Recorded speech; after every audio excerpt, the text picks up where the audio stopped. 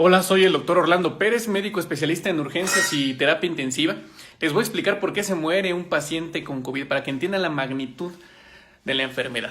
Bueno, como todos sabemos, los pacientes con COVID en su forma moderada, grave, tienen que ser pacientes que están hospitalizados. Un paciente grave por COVID ingresa principalmente por insuficiencia respiratoria. Los pulmones generan algo que se llama síndrome de distrés respiratorio agudo, que baja muchísimo su oxigenación y eleva el dióxido de carbono, y los pacientes pueden fallecer por insuficiencia respiratoria. ¿Por qué? Porque desde el inicio, para intubar a un paciente y conectarlo a un ventilador mecánico, por el puro hecho de intubarlo adecuadamente, si el anestesiólogo que está encargado de intubar a los pacientes, o el internista o el urgenciólogo no está completamente preparado, ese paciente puede caer en paro inmediatamente durante la intubación. ¿Ok? Quien sea debe ser el mayor experto en intubar al paciente para que sea el primer intento, porque si no, también ellos se van a contagiar. Si no tienen equipo de protección personal, estos pacientes, ellos van a ser el próximo paciente después. Ok. Ya después de haber sido intubado este paciente por insuficiencia respiratoria, tiene que ingresar a una unidad de cuidados intensivos, que regularmente hay pocas camas por hospital. Tenemos al paciente en la unidad de cuidados intensivos, el que deberá estar monitorizado, todos los signos vitales de forma continua y la función multiorgánica, y conectado a un ventilador mecánico regularmente. Ok, para empezar, gente que sepa manejar un ventilador mecánico es rara. Es rara si contamos el 100% de médicos a nivel nacional y a nivel mundial. Entonces empezamos con que no hay muchos expertos y los manejos no tienen idea qué tan heterogéneos son los manejos. Desde cosas que no tienen evidencia, desde alguien que no sabe qué significa este botón ni qué significa este botón, y así están manejando a este paciente. ¿Ok? Entonces, eso es un problema. Después, el paciente en terapia intensiva debe estar cuidado por una enfermera, idealmente especialista. Si no es especialista, por lo menos que tenga experiencia en cuidados críticos, y que sean todas las enfermeras buenas en cada turno. Un solo turno de una enfermera que no sepa, o un intensivista que no sepa, u otro médico encargado de este paciente que no sepa cómo manejarlo, se echa a perder todo. Por eso hay más mortalidad. Manejo heterogéneo genera riesgo en los pacientes. Ok. El personal administrativo debe soportar a estos pacientes y darles todo lo que necesitan. El ventilador mecánico, la monitorización, los fármacos que requieran de soporte, etcétera, etcétera. Asegurar el espacio en la terapia intensiva, etcétera. Y después de que el paciente sí fue bien manejado, pues tenemos que tener equipo de rehabilitación después, porque estos echan días en terapia intensiva, genera debilidad y ya no pueden moverse, no pueden ventilar perfectamente bien, pues requieren rehabilitación. Pero para llegar a esto, tan solo para llegar a que el paciente pensemos en que puede salir adelante de la terapia intensiva, fíjense todo lo que tiene que pasar. Se intuba por falla respiratoria, está conectado a un ventilador mecánico, y esto implica que el paciente regularmente al principio debe estar sedado. Si se le da una mala sedación al paciente, incrementamos peor el pronóstico. Hacemos peor.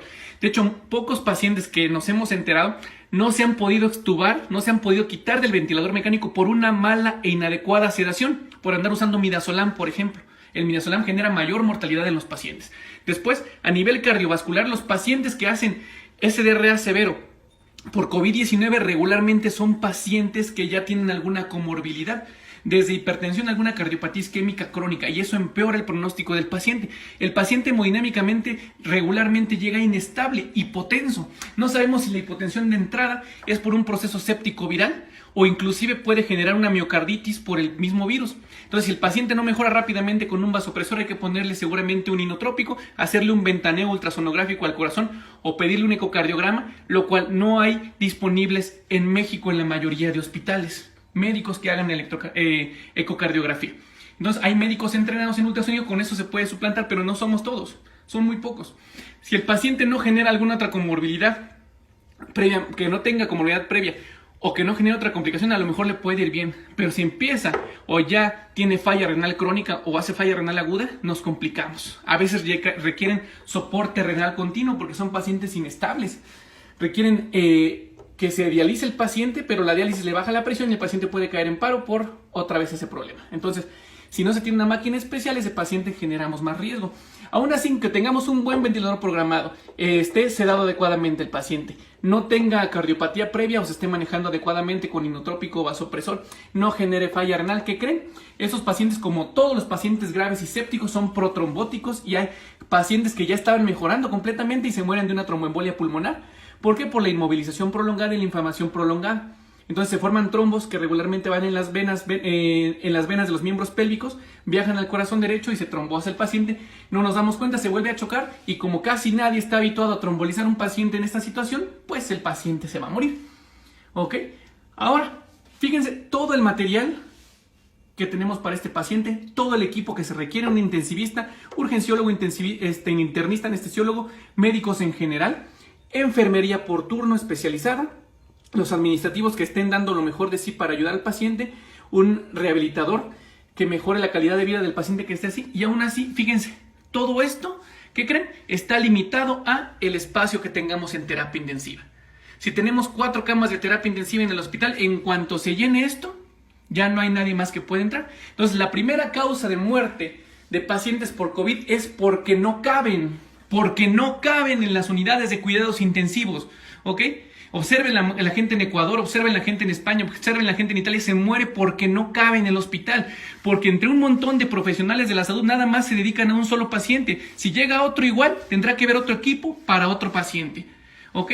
Entonces se atascan las unidades, las camas de terapia intensiva y cada paciente dura muchos días de estancia. Esto no pasa en un día, esto pasa aproximadamente en 5 días y el paciente o mejora o se muere.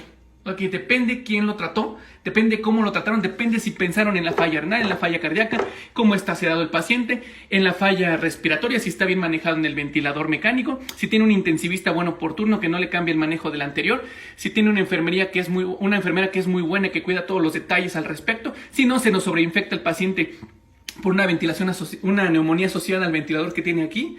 Si no se nos ulcera, porque las úlceras se generan por estar en la misma posición por mucho tiempo. Si este paciente no tiene el equipo adecuado para voltearlo boca abajo, si le falta mucho la oxigenación, etcétera, etcétera. Entonces no caben los pacientes.